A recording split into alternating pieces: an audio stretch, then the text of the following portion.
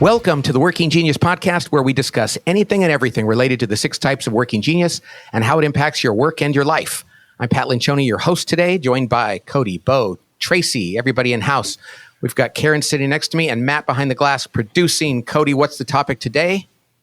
What's your third? That's right. We're going to talk about what is the third letter in your working genius profile.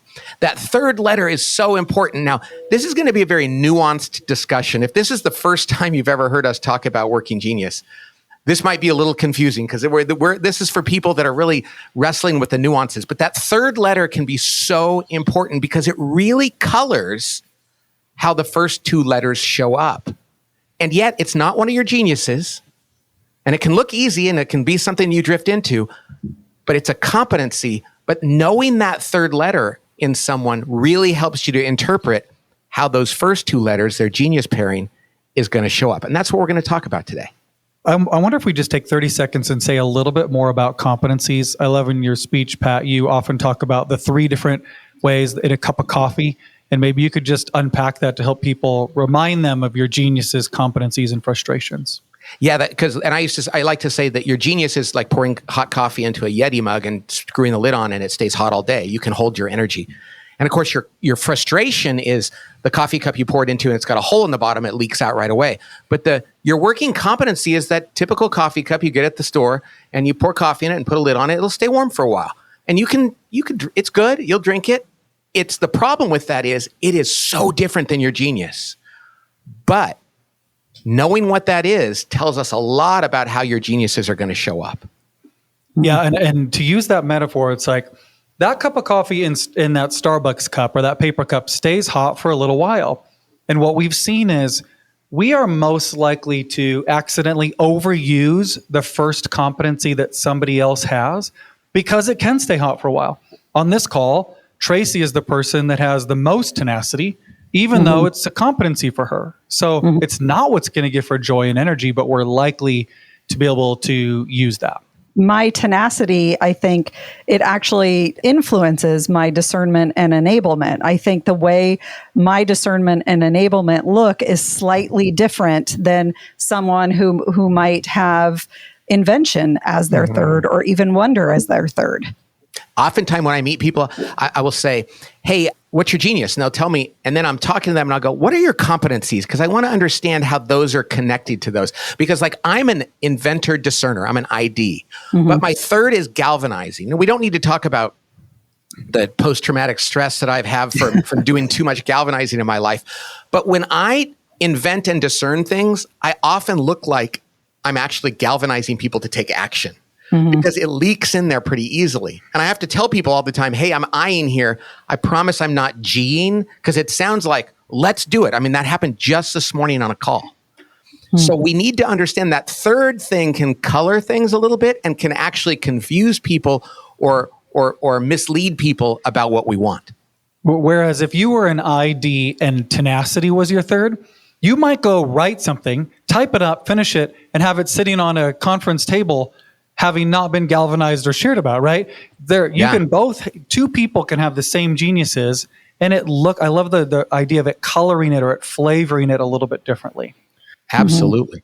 My geniuses are discernment and galvanizing, and a very close third in my first competency is invention.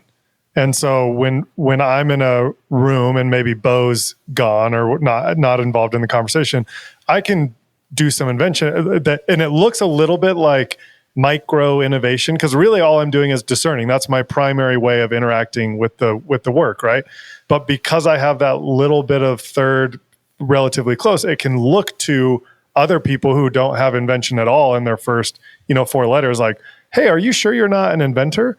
And that's not, and so it does actually lend itself. It does color even the discernment, where it's not total blank slate new innovation the way if somebody had it as a genius, but it is sort of micro. Oh, I'm discerning right now, and I can innovate as I'm going. And I think somebody who doesn't have who is a D. I've met DGs with tenacity as a third person, which by the way is like a version 2.0 of a discerner galvanizer. I'm jealous of that genius, but they show up rather differently than just because of that third letter. Mm-hmm. we have a couple different ETs on our team. And of course, their Myers-Briggs and some other, their story, their wound, all of those things can color some of the experience with them too. But it has really stood out to us. Alan in our office is an ET, and W is his third. And so he is a dutiful, loyal finisher. He can get things across the finish line and is pretty good at continuing to pay attention to the potential, the climate, the landscape of what he is finishing. Whereas somebody that has galvanizing as their third is more like pushing us and rallying us as they're and reminding people about as they're getting things across the finish line.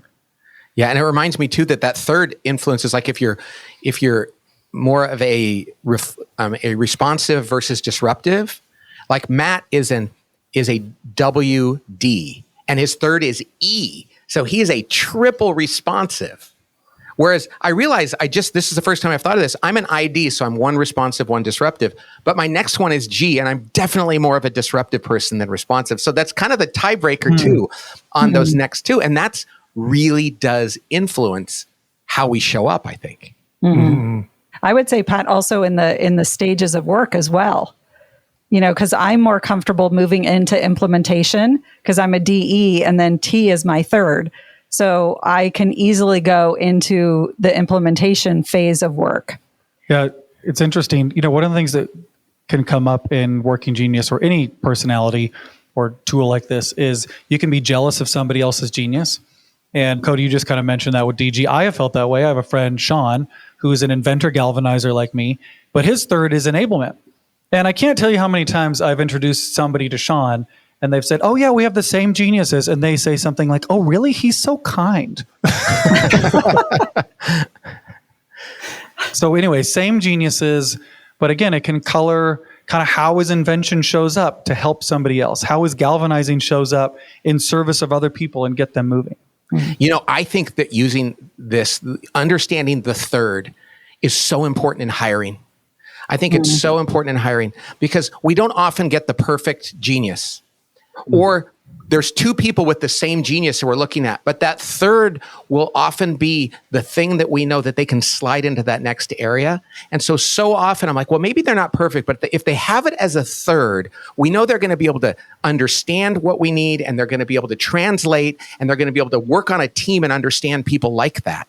And so as much as we've said over the years that it's your first two geniuses that matter most, that the indicator of your third is really important for maybe where they're going to be versatile and flexible. However, I say that, and I want to continue the warning, don't ever mistake a person's third or your own for your genius, because that is the recipe for burnout. Tracy and I both got burned out because we thought that, well, we're pretty good at our third, and other people saw our third. And so they put us to work in our third all the time, and it led to burnout. And now we have this fear that we're going to get dragged back into that full time. And I think it's interesting, Pat, the way that it's coloring the conversation based on how you interpret people, because it certainly could, what you just said is how you contribute on teams. The idea though that Bo is an IG with discernment as a third, my brother is an IG with discernment as a third, and they show up relatively similarly. And then, but I liked your nuance. I thought maybe if you were questioning what the order of your third was, because people like, hey, on the test, does it go in order? Like I have 2 yellow letters that represent competency. I thought your point that you just made around responsive disruptive might be one of the ways to help people determine what their third might be. Because, I guess, I'll just pose this as a question. I have discernment, a responsive genius, then galvanizing, a response or a disruptive genius, and then just asking the question, am I more responsive or disruptive on teams? Yeah, there's no way that you're an E or a W. Right. Because you're more disruptive, and you know that you're not a T. Right. I mean, so even if we were just backing it out of that, but then again, you also know, yeah, I kind of like inventing, and I'm pretty good at it. But I do show up as disruptive on, more. I have a bigger slant toward disruption. So, and even if that were the only observation you were making, you're not saying like, well, how does the specific letter impact it? It might just be, well, that might show up as whether they're responsive or disruptive. You just talked about Sean, being an E and being very kind, is like he's a little more reserved and not quite as like emphatic and disruptive as you are, Bo. And And that is like an interesting thing to observe. Like that just colors the nuance between the two. And he's kinder, just in case you didn't know that. You know That's not something, I working. think that the questions people might have is like, so what do we do with this? It's like, go talk to people about this and say, how does your third influence you and show up? And how tempted are you to slide it into your, or are you insecure about the fact that it's not one of your geniuses, or do you over-index on it? I think that having a conversation like, what's your third and how does it impact you, could be very, very valuable. And there is a place to be able to say, hey, we're going to put you, when we staff our organization, we were just making some staffing changes today. We consider the third in terms of where we put them, because we know that when push comes to shove, they can rise to the occasion. Not that we're going to make them do it all the time, but the last thing you want to do is put a person in a role where they're going to have to go to their third a lot, and it's the wrong one. So have that conversation with your teammates. I think it can be really valuable. Alrighty, Bo, you have some announcements. Yeah, if you've been listening to this podcast for a while, you might know that we have a merch store on workinggenius.com. You can go and get interesting things that will help keep the conversation going and remind people about Working Genius. And one of those that's new is a desk product where you can actually lay out what your genius's competencies and frustrations are and keep it on your desk so that as people are coming in, they can be reminded of what are the frustrations you have and what your geniuses are. And I think it's really cool. It's very nice. We worked for a long time on it because we wanted it to be something you'd keep and put out there. And so you'll get all these letters in green, yellow, and red, and then you'll put in your two geniuses, your two competencies, your third and your fourth, and then your frustrations. And it really does help you, remind you and other people, and it's a topic of conversation so that you can apply it. It's not meant to be anything more than really an application tool so that people can use this in their regular language and when they go around planning their work. So go to the merch store at workinggenius.com. All right. Thanks, everybody, for being with us today. We appreciate this. This podcast is growing like crazy, and we love that. And we'll talk to you next time on the Working Genius podcast. God bless.